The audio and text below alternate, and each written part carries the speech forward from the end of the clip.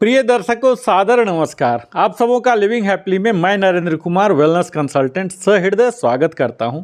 आज हम बात करेंगे हिंदू वैदिक कैलेंडर की, इसके साथ ही धर्म की बात करेंगे, सनातन धर्म की, धर्म क्या होता है और सूर्य चंद्रमा से इनका क्या संबंध है, वो हमें किस तरह से शिक्षा देते हैं। इन तमाम बातों को इस वीडियो में आप देखने जा रहे हैं। तो आइए, धर्म एव हतो हन्ति धर्मो रक्षितः। जो भी धर्म का नाश करता है, धर्म उसी का नाश कर देता है, और जो धर्म की रक्षा करता है, धर्म भी उसकी रक्षा करता है। यतो अभ्युदनी श्रेयस सिद्धि सधर्मः। धर्म वह अनुशासित जीवन क्रम है जिसमें लौकिक उन्नति, अविद्या तथा आध्यात्मिक परम गति प्राप्ति होती है। हिंदू कैलेंडर के अनुसार दिवसों का नाम क्या है, प्रतिपदा, पूर्णिमा, अमावस्या आदि भिन्न भिन्न नाम हैं। वो क्यों दिए गए हैं, उनकी क्या महत्ता है, इन सारी बातों को हम इसमें देखेंगे। इसके साथ ही शक संवत और विक्रम संवत क्या है, इसकी उत्पत्ति के क्या कहानी है, इनकी पौराणिक मान्यताएं क्या है, इन सब को हम देखने जा रहे हैं। तो हिंदू पंचांग जो कैलेंडर है, यह सार्वभौमिक और वैज्ञानिक आधारों पर आधारित है। हिंदू लोग नव वर्ष की शुरुआत मनाते हैं चैत्र मास के शुक्ल पक्ष की प्रतिपदा तिथि से, यानी कि इसी दिन चैत्र नवरात्र की शुरुआत होती है, और यह 2022 में 2 अप्रैल शनिवार के दिन पड़ रही है। ऐसे में नए हिंदू वर्ष की शुरुआत इसी दिन से हो रही है। इस पूरे हिंदू कैलेंडर में कुल 12 महीने होते हैं और हर महीने में 30 दिन होता है। इस पूरे विक्रम संवत कैलेंडर में हर महीनों को 2 भागों में बांटा गया है, कृष्ण पक्ष और शुक्ल पक्ष, यानी कि मून फेज और डार्क फेज। यह कैलेंडर अंग्रेजी के कैलेंडर से 57 ईयर्स एडवांस चल रहा है। धार्यति इति धर्मः। धर्म का अर्थ है धारण करना। जो धारण करने योग्य हो उसे धारण करना धर्म है। इस कैलेंडर की गणना सूर्य के उदय के साथ की जाती है। यह सौर्य और चंद्रमा की गणना पर आधारित है, और सूर्य को हिंदू धर्म में पथ प्रदर्शक एवं गुरु माना जाता है। हमें बहुत कुछ सूर्य से सीखने की आवश्यकता है। मसलन सेल्फलेस सर्विस, सूर्य की भांति परोपकारी हमें होना चाहिए।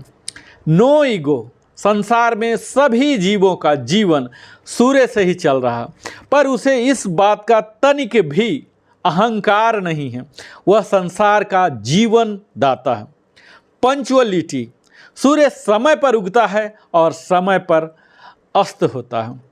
रेगुलरिटी, कंसिस्टेंसी, जीवन में ऐसी नियमितता होनी चाहिए जैसे सूर्य की है।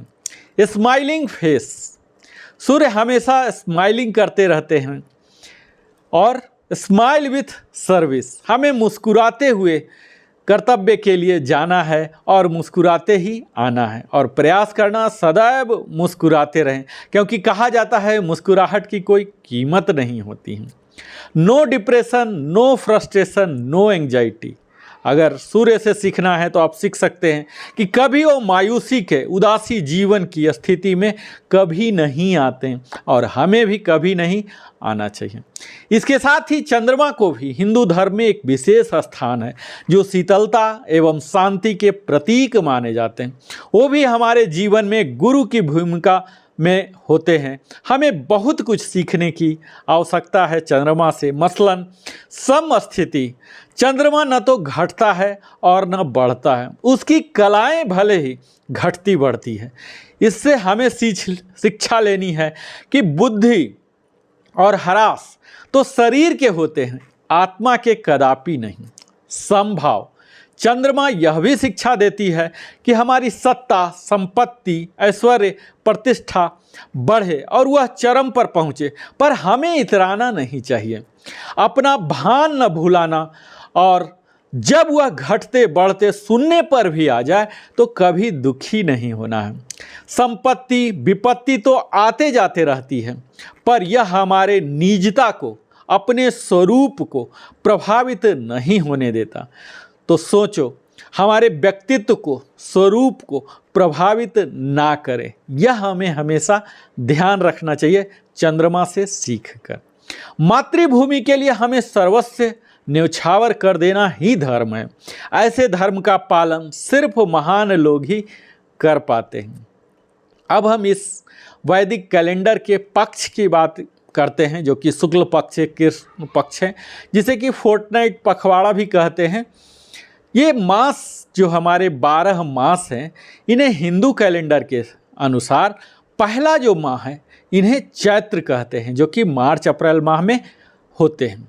और दूसरा है वैशाख, जो अप्रैल मई में आते हैं। तीसरा है ज्येष्ठ, जिसे जेठ भी कहा जाता है और मई जून में आता है। चौथा है आषाढ़, जो जून जुलाई में आता है।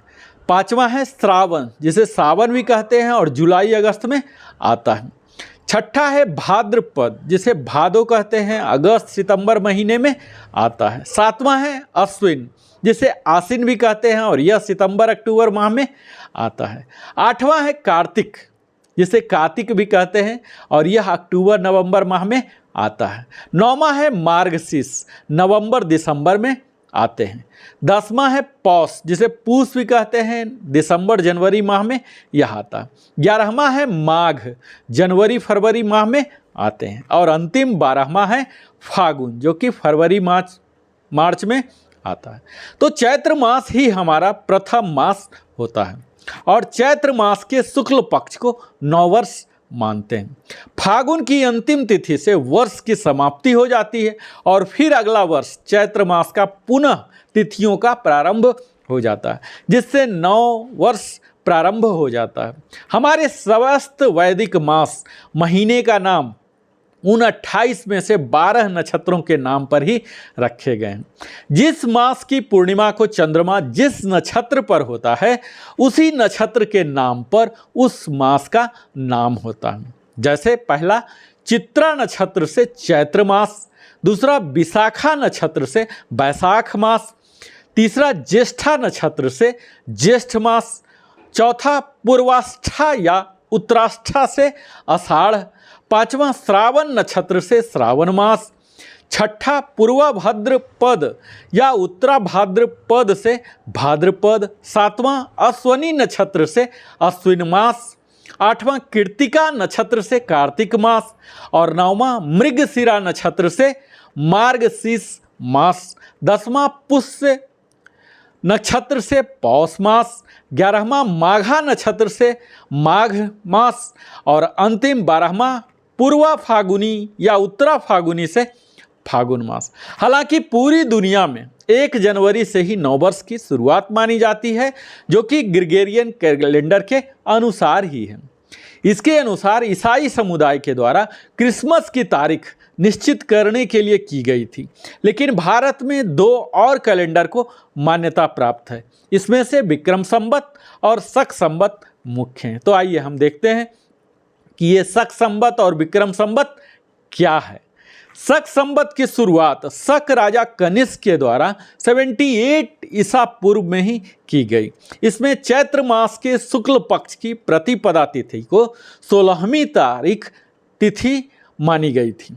इसे बाद में राष्ट्रीय कैलेंडर के रूप में भारत में मान्यता दी गई और हिंदू धर्म के लोग इसी कैलेंडर के अनुसार इस दिन को हिंदू नववर्ष के रूप में मनाने लगे। यह केवल भारत ही नहीं, नेपाल में भी प्रचलित है। हालांकि इसकी गणना का विस्तार भी शक संवत की तरह ही होता है। इन दोनों कैलेंडर के बीच 135 ईयर्स का अंतर होता है। ऐसे में दोनों के वर्ष को जब आप ध्यान से देखेंगे तो पता चलेगा कि कैलेंडर के वर्ष एक दूसरे से कितने भिन्न हैं। हिंदू कैलेंडर के अनुसार हिंदू नववर्ष को हम विक्रम संवत या नव संवत्सर कहते हैं। इसकी शुरुआत सम्राट विक्रमादित्य ने किया था। ऐसे में आज से शुरू हो रहा यह नववर्ष हिंदू नववर्ष 2079 या विक्रम संवत 2079 है। इस हिंदू नववर्ष को विक्रम संवत या नव संवत्सर, गुड़ी पड़वा, उगाड़ी जैसे नाम से भी हम जानते हैं। धर्म ही हमारे राष्ट्र की जीवन शक्ति है। यह शक्ति जब तक सुरक्षित है तब तक विश्व की कोई भी शक्ति हमारे राष्ट्र को नष्ट नहीं कर सकती। इसकी पौराणिक मान्यता की अगर बात करें तो हिंदू नववर्ष की शुरुआत को लेकर जो पौराणिक मान्यताएं हैं उसकी माने तो इसी दिन ब्रह्मा जी ने इस सृष्टि की रचना की थी। इसके साथ ही यह भी मान्यता है कि प्रभु श्री राम एवं धर्मराज युधिष्ठिर का राज्याभिषेक भी इसी दिन हुआ था। अगर इसकी उत्पत्ति और विक्रम संवत की शुरुआत कब हुई यह बात करते हैं तो विक्रम संवत की शुरुआत महाकाल की नगरी उज्जैन से हुई थी, जो कि उज्जैन नगरी में ही कर्क रेखा वहाँ से गुजरती है और ऐसे में इसे गणना का मूल केंद्र बनाया गया।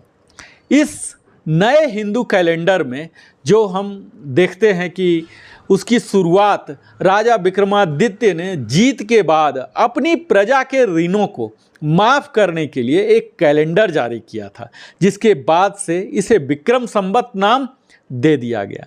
इस कैलेंडर के बारे में यह भी विदित है कि राजा विक्रमादित्य के समय सबसे बड़े खगोल शास्त्री वराह मिहिर थे, जिन्होंने इसके प्रसार में मदद की। जबकि शक संवत कैलेंडर की बात करें तो अभी हम उसके अनुसार 135 साल यानी कि 2079 - 135 यानी कि 1944 में ही जी रहे हैं।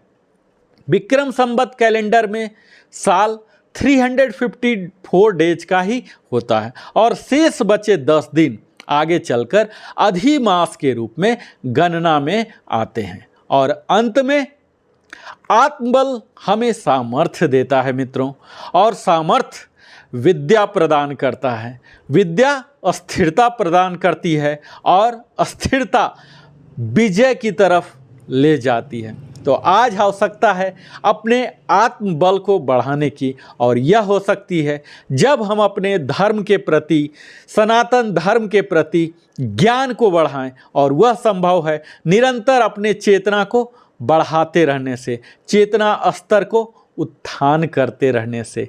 इसी तरह आप हमारे साथ बने रहते हैं तो हमारा भी कर्तव्य है इस नव वर्ष में आपके लिए शुभकामना देने का। नए पत्ते आते हैं, वृक्ष खुशी से झूम जाते हैं, ऐसे मौसम में ही तो नया आगाज होता है।